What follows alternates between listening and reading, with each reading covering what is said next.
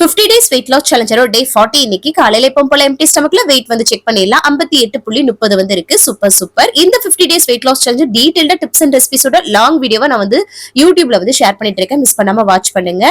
கண்டிப்பா நீங்களும் weight loss பண்ணலாம். காலைல எம்டி ஸ்டமக்ல வார்ம் வாட்டர் மட்டும் குடிச்சேன். காலைல பிரேக்ஃபாஸ்ட்டுக்கு ரவை உப்புமா அது கூட தேங்காய் சட்னி வச்சு சூப்பரா வந்து சாப்பிட்டாச்சு.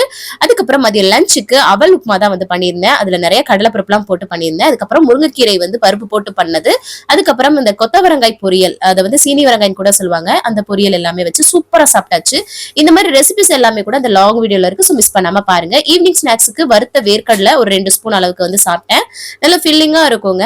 அதுக்கப்புறம் வந்து இன்னைக்கு அரை மணி நேரம் வந்து வாக்கிங் வந்து பண்ணேன்.